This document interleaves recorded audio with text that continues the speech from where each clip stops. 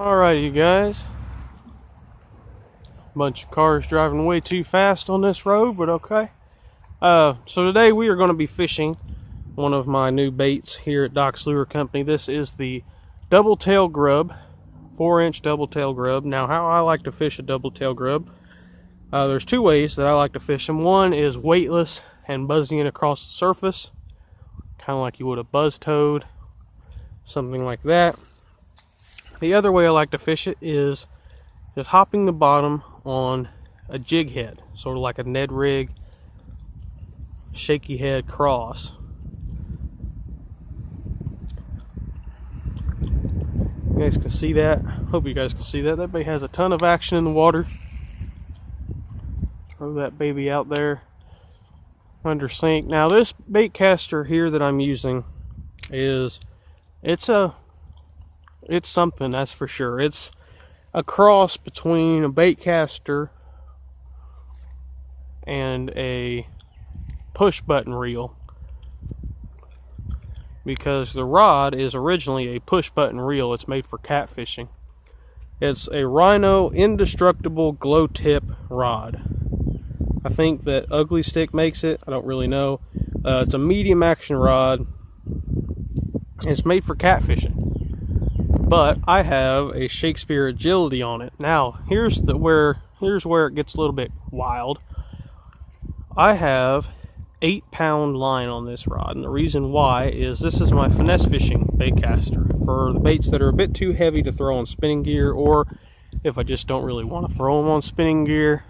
If I kind of want to have the the movement and control of the bait caster, but still have the lighter line. Now, definitely will need to set the drag a little bit looser with this. I actually have not fished this rod yet at all.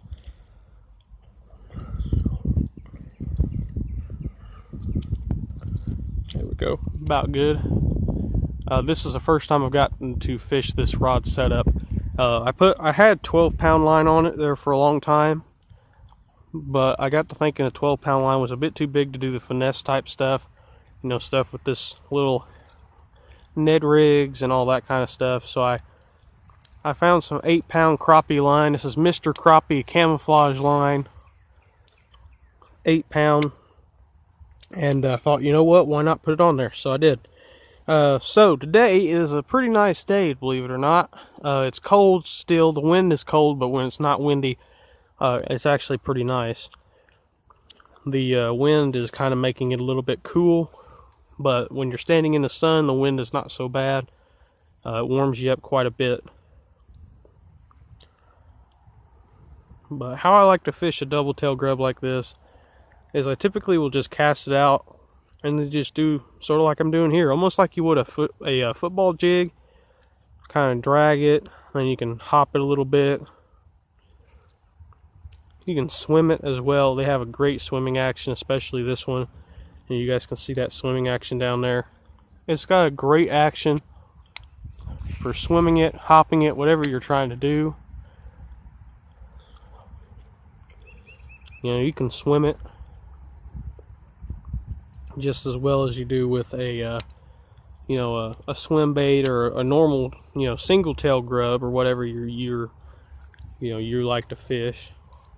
But the reason why this bait is probably one of my top favorite baits from back when I first started bass fishing was this is one of the very first lures I started fishing, soft plastic wise.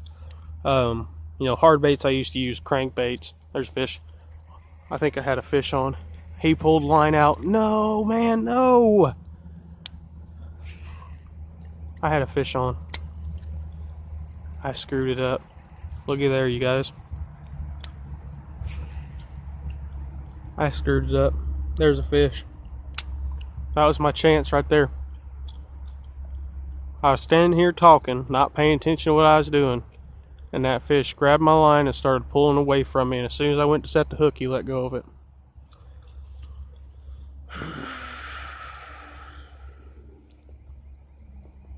That's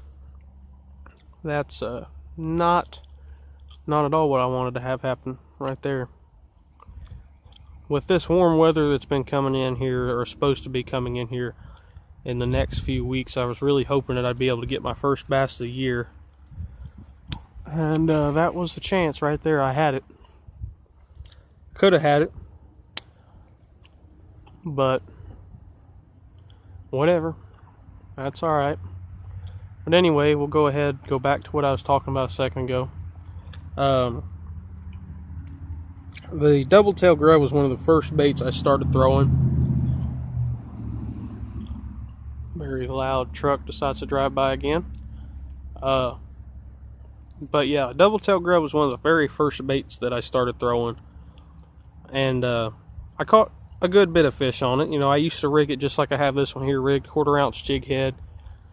And I would just either swim it really slowly right off the bottom, or I would just kind of hop it like I would a shaky head or a, you know, a football jig. Oh, there's a backlash. The only problem with having a really light line on a bait caster is you will backlash very easily. That's why I typically don't go anything under 10 on a bait caster. I rarely ever go with 10 on a bait caster. I typically will go with 12. But that's alright. Got it fixed.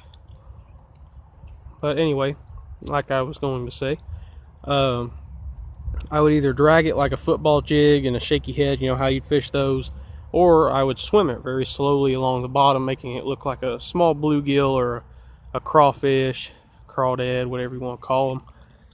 And I caught some fish. I actually caught some pretty good bluegill and bass on them, believe it or not. And see, a big key with fishing light line with a bait caster, and also fishing with open hooks with a bait caster. This is something that I've been wanting to make a video on for a while. I guess I can go ahead and do it now. One of the biggest keys for me when it comes to fishing lighter line and open hooks like a jig head like this is to make sure you have a light rod. This is just a medium, but it's more on the side of medium light when it comes to that, because this one here is a catfish rod, and you have to make sure you realize that it's not made for bass fishing, so it's more of a medium light over just a plain medium. If this was a medium, then I probably would not have 8-pound line. I probably wouldn't have an open hook jig head. I'd probably be throwing on a spinning rod. But when you have a limber, what they like to call a limber rod, or a bit of a softer action to it. I hope the wind is not too bad for you guys. I'm kind of keeping you guys away from it a little bit. But the reason why you want that, especially with light line, is because, when the fish wants to make a run, that rod will load up a little bit more than a heavier rod would. And when it loads up like that, it gives that line a little bit more time to pull the drag.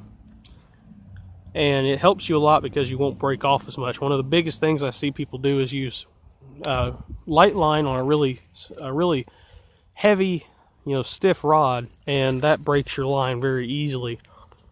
I've seen people do that with, like 6-pound line on a bait caster, and then they get, whoa, just about fell in the pond. That wouldn't have been good. Probably would have been good for YouTube, but probably wouldn't have been too good for me, considering I have 2 phones, a wallet, knife, my camera hat, fishing pole, all that stuff. That probably wouldn't have been too good for myself. But anyway, I see people using these really heavy bait casters with like 6- and 8-pound line, and then they get mad when it breaks them off. And I'm like, yeah, it's going to break you off when you have, a 7-foot heavy, medium heavy rod with 8-pound line. It's going to break you off. You don't have to be a rocket scientist to figure that one out. But you see, when you're using a medium action rod like this, something that has a bit more of a limberness to it, a bit more of a what am I trying to say? A bit more of a bend to it. I'll show you guys this right here. You guys can see here, it's a pretty flexible rod, and when you're fishing a heavier rod, it breaks off easier because there's not enough stretch in the line and in the rod, and it'll break you off. But another big key when you're using lighter line is to try not to horse the fish in like crazy. Now, that's going to be a bit of a tougher thing to do for myself because, you know, I've always been that guy to, you know, flip 4-pounders on 10-pound line. But, you know, when you're going with 8-pound line, you know, a medium rod, it's not going to work out as well as, you know, 50-pound braid and a 7-foot medium heavy rod. It's not going to work out that well. Another great tip for you guys, any of you guys that like fishing jig-headed baits like this, you know, a Ned rig, a you know, a swim bait, whatever you personally like fishing. When you're fishing an open hooked bait like that, a great thing to do is to get a lighter rod with lighter line.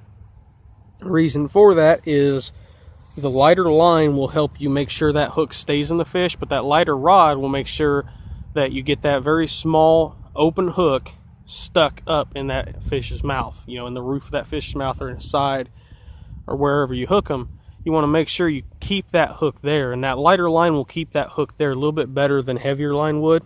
You know, when I'm throwing an open hook, you know, jig-headed bait like that, typically I won't go anything over 12 when I'm fishing, you know, for bluegill and crappie and stuff like that. I'm going with 10 or 8. But when I'm going for bass with an open hooked bait, I'm typically going with 10 or 12. Now, obviously, here I've got 8 on this one. And this one here is just mainly my finesse fishing rod. It's not really, you know, I'm probably not ever going to hook up into any 5- and 6-pounders on this rod. You know, I'm going to be using a lot of my bigger fish baits on, you know, better bait casters with better line and stuff like that. This is, I mean, this is good line. This is brand new line. I've never really used it before, but I'm sure it's pretty good line.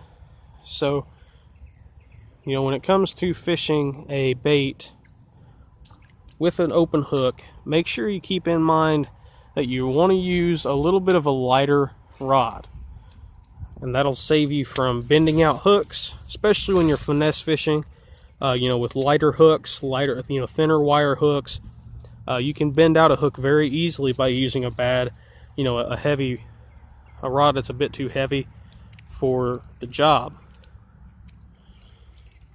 And, you know, when you bend out a hook, that's, you know, depending on what brand of hook you're using, what type of hook, and all that, you know, it could be, you know, $2 or $3 a piece that you're just bending out, trying to set the hook with a rod that's a bit too stiff. And, you know, that gets pretty expensive after a while. That's why when it comes to open hooks, open hook baits like this, I typically will go with a spinning rod or a light bait caster like this one.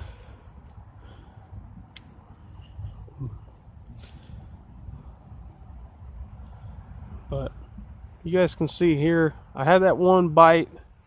That was a fish, man. I'm so mad that I didn't get to hook into that fish. I'll be right back again. Alrighty, we are back once again here, and we're still throwing the same bait. I just had to fix my shoe for a second. Moved up towards the shallow end a little bit more, just to see what's going on with this warmer, with that sun coming out, and the warm water, or the water warming. That's what I meant to say. I'm hoping that some fish will move up a little bit shallower, a little bit easier to find, hopefully a little bit easier to catch as well. With this weather being as it is, if you guys watched my the unboxing video yesterday, you guys will know that it definitely has some weird weather planned for us here in the middle of nowhere, Illinois. There's 3 days, I think, 3 days close to 60. A couple of the days are going to be over 60. One of them going to be near 70. And I'm hoping, oh, there's a backlash. I'm hoping that I'll be able to go fishing on, dog barking over there. Hopefully I'll be able to go fishing this Thursday. I don't know if I'll be able to go fishing somewhere else, but I will definitely be going fishing here at the pond. But I hope that I'll be able to go fishing somewhere other than this pond here. Hopefully I'll be able to go to the big fish pond where the mystery fish is. You guys remember the mystery fish? I've talked about it a lot. Hopefully I'll be able to go to that pond. That'd be nice.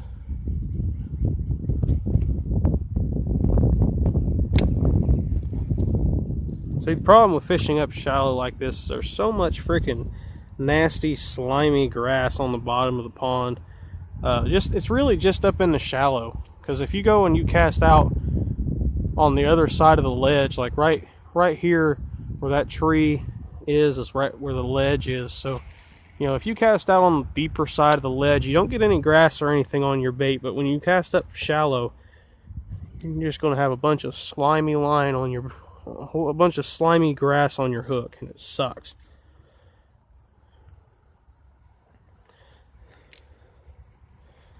Well, I think that's about it for this video.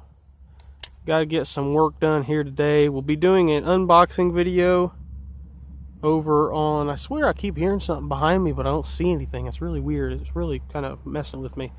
But anyway, I will probably be doing a video, a unboxing video.